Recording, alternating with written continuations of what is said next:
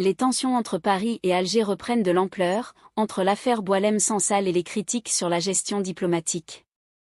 Une crise qui dévoile des fractures politiques des deux côtés. Décryptage dans cette vidéo. Sujet numéro 1: guerre des mots et des postures entre Paris et Alger. Des mots et des postures entre Paris et Alger. Il est hors de question que le chef du renseignement extérieur français se déplace en Algérie sans évoquer l'affaire la plus effervescente entre les deux pays, celle de l'écrivain franco-algérien Boualem Sansal. Emmanuel Macron et son gouvernement en ont fait une cause nationale. De sa résolution dépend largement la possibilité d'une réelle baisse de tension entre les deux pays. Il y a une impression apparente que la crise entre Paris et Alger serait en train de perdre de son intensité. Impression confortée par la visite en Algérie du patron de la DGSE française, Nicolas Lerner, et sa rencontre avec ses homologues algériens.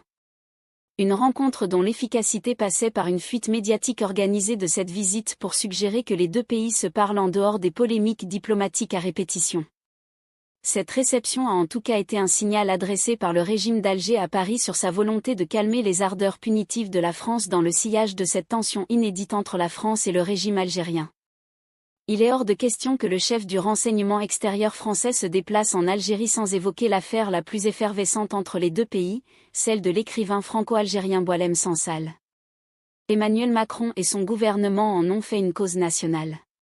De sa résolution dépend largement la possibilité d'une réelle baisse de tension entre les deux pays.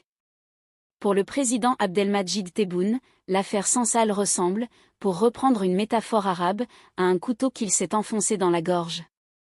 Il ne peut ni l'avaler, sous peine de provoquer un isolement international, ni le sortir, sous peine de provoquer une hémorragie interne. Dans tous les cas, la reprise du dialogue entre Français et Algériens par le canal des services de renseignement n'est pas le fruit du hasard. Elle intervient après la menace explicite formulée de la manière la plus limpide par l'actuel ministre de la Justice Gérald Darmanin, ancien détenteur du portefeuille de l'Intérieur. Celle qui consiste à imposer des visas aux passeports diplomatiques et d'évoquer entre les lignes la piste des biens algériens mal acquis en France. Une manière d'exercer une pression maximale sur la nomenclatura politico-militaire algérienne et ses proches. Cette crise entre Paris et Alger a été une occasion de révéler de véritables fractures de la société française sur la question algérienne. Si aigu que le spectre politique s'est spectaculairement divisé sur la manière de la traiter. L'affaire des influenceurs activistes algériens, accusés de répandre une parole de haine, de violence et de terrorisme, a provoqué des envolées sémantiques d'une rare violence. Les exemples qui nourrissent abondamment les réseaux sociaux ne manquent pas. Tandis que Sarah Knafo, députée européenne du mouvement Reconquête dirigé par l'ultra-droitier Éric Zemmour, perçoit ces individus comme « des bombes sur pattes ». Une manière de souligner leur dangerosité structurelle. Sarah Knafo le précise dans le contexte, il faut évidemment expulser les délinquants, criminels et fichés S étrangers. Nous n'avons aucune raison de garder des bombes sur pattes sur notre sol. Une partie de la gauche française, dans son versant extrême, minoritaire mais agissante, cultive une éternelle utopie sur une Algérie fantasmée. Ce à quoi Marine Tondelier, la patronne des Verts français, a répondu en commentant la décision de Bruno Retailleau, ministre de l'Intérieur, d'expulser un des influenceurs, Boualem, qu'il ne faut pas traiter les gens comme « des colis de la redoute ». La citation de Marine Tondelier, dans son entièreté, vaut le détour: quand vous avez un ressortissant d'un pays, que vous voulez le renvoyer dans son pays, ça se fait avec l'accord du pays. Les gens ne sont pas des colis la redoute. Vous ne pouvez pas dire « tiens, je l'envoie, retour à l'expéditeur ». Les deux formules, plus clivantes l'une que l'autre, reflètent les fractures de la société française sur la question algérienne.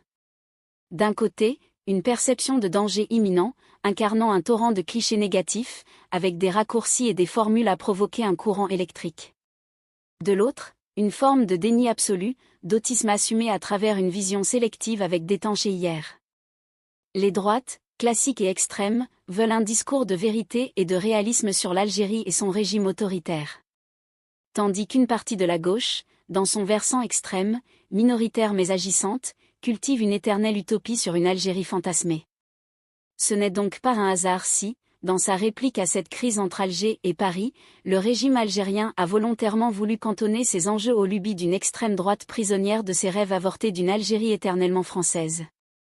Cela permet d'invoquer les affres du passé, de mobiliser sur une haine coloniale et de ne pas affronter les propres échecs de la gouvernance algérienne indépendante.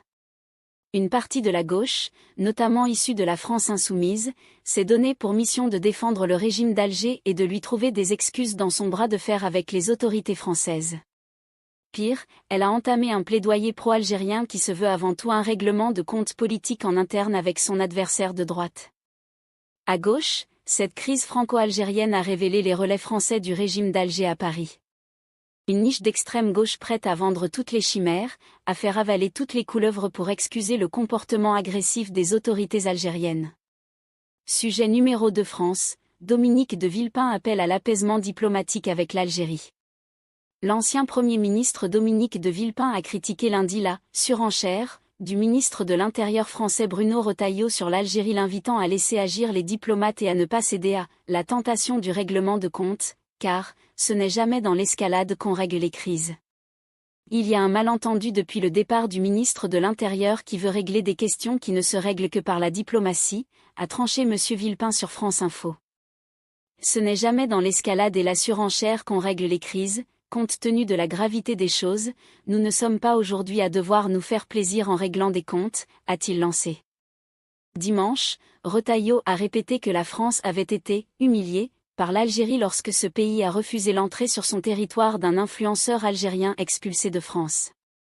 Il y a un sentiment dont il faut se méfier en matière de diplomatie, c'est l'humiliation, a répondu l'ancien ministre des Affaires étrangères, en citant crise et guerre déclenchées dans l'histoire sous ce prétexte.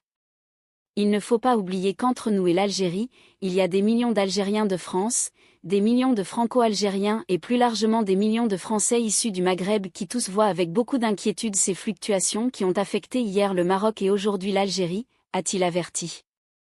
Sur le fond, de Villepin ne s'est pas dit opposé à revoir l'accord franco-algérien de 1968 relatif aux conditions d'entrée en France des ressortissants algériens, comme le réclament plusieurs responsables français. Mais, si nous souhaitons rediscuter de ces accords, eh bien parlons-en avec les Algériens. Est-ce qu'on est obligé d'adopter une position punitive ? Sortons de ces logiques, a-t-il jugé.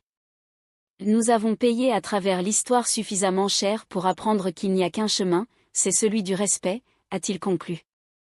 Les relations souvent en dents de scie entre la France et l'Algérie se sont détériorées depuis l'été dernier avec l'annonce de l'appui de Paris au plan d'autonomie marocain du Sahara. Plusieurs dossiers ont ensuite continué d'assombrir les relations bilatérales, dont l'incarcération depuis la mi-novembre en Algérie de l'écrivain franco-algérien Boualem Sansal. Merci d'avoir regardé cette vidéo jusqu'à la fin, n'hésitez pas à liker, commenter et partager vos avis, cela nous aide énormément.